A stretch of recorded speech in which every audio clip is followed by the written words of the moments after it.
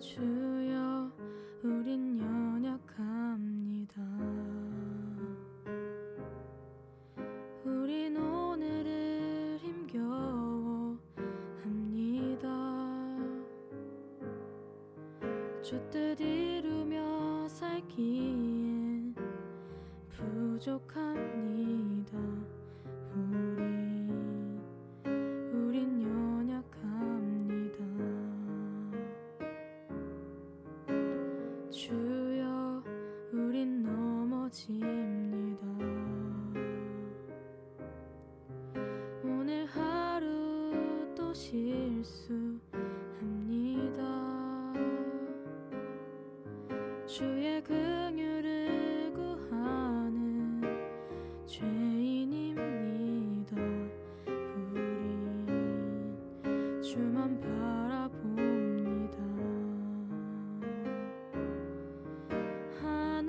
한없는 주님의 은혜 온 세상 위에 넘칩니다. 가릴 수 없는 주 영광 온 땅 위에 충만합니다.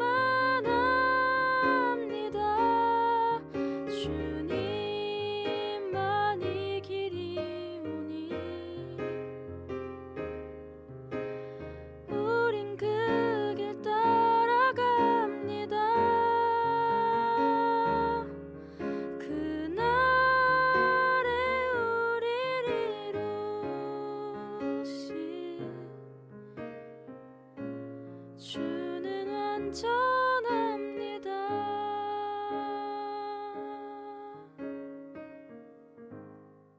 오늘은 사순절 제18일입니다. 그런즉 누구든지 그리스도 예수 안에 있으면 새로운 피조물이라.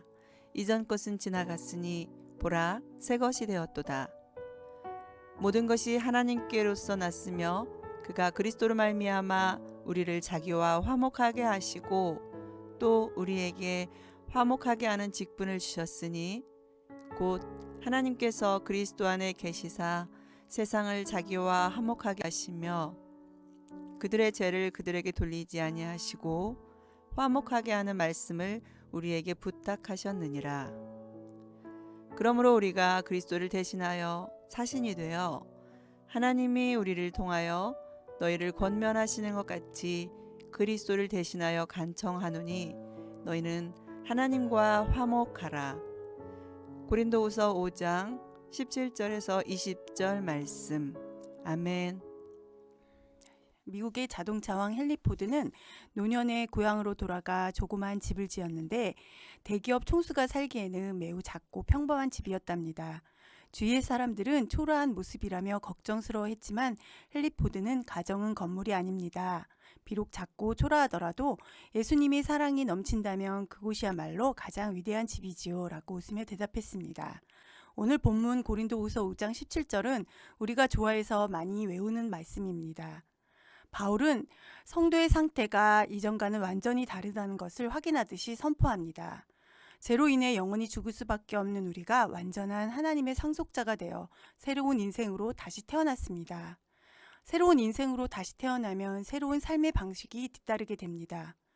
결혼 후 아이를 출산했을 때를 생각해보면 둘만이 있을 때와는 완전히 다른 새로운 장이 열리고 새로운 책임이 부여되며 새로운 시각으로 사물을 바라보게 되는 것과 마찬가지로 우리는 예수님으로 인해 완전히 새롭게 되었기에 새로운 삶을 살아야 합니다.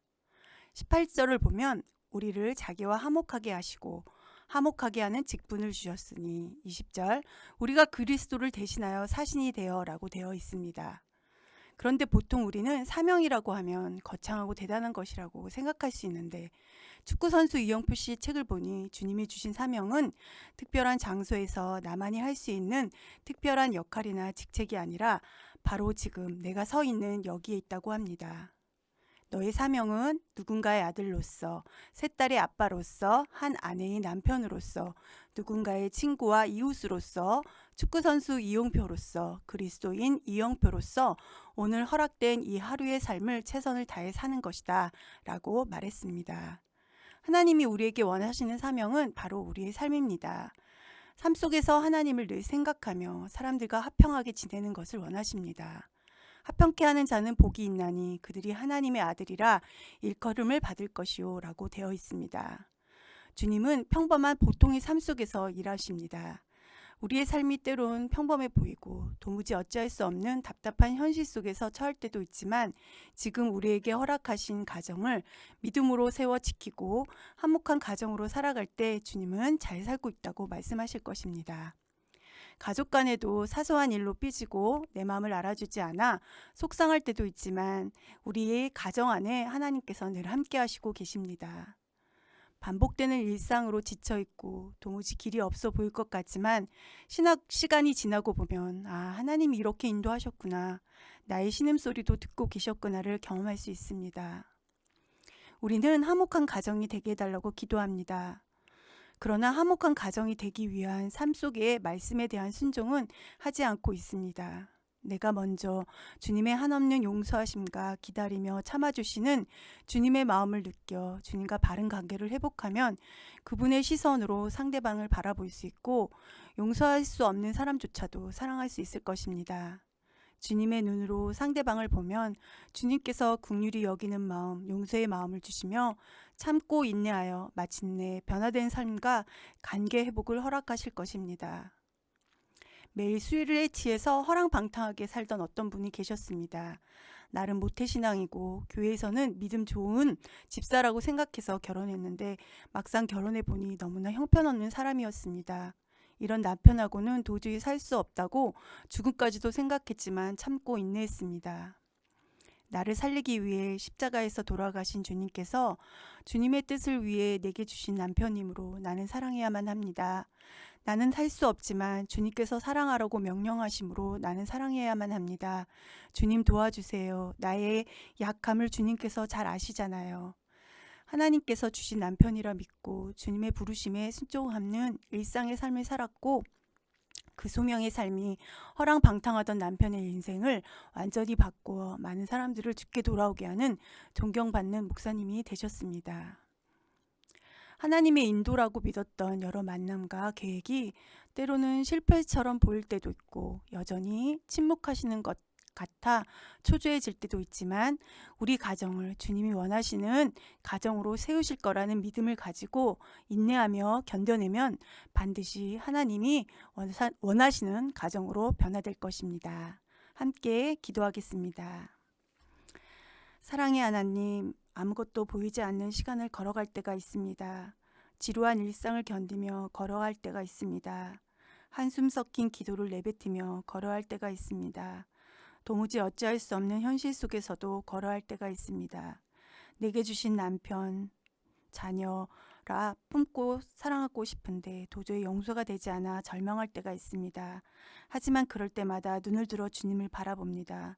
주님도 십자가를 지실 때 이 잔을 내게서 옮겨달라고 땀방울이 핏방울이 될 만큼 고통과 눈물로 기도하셨고 순종하셨던 것처럼 우리도 주님이 가신 길을 따라 가정을 지키며 살겠습니다.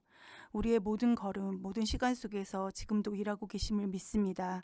우리의 연약한 믿음을 강하게 하시고 가정을 지키고 믿음으로 세울 수 있도록 능력과 지혜를 주실 줄 믿고 우리를 위해 십자가의 고통을 참으시고 순종하신 예수님의 이름으로 기도합니다. 아멘.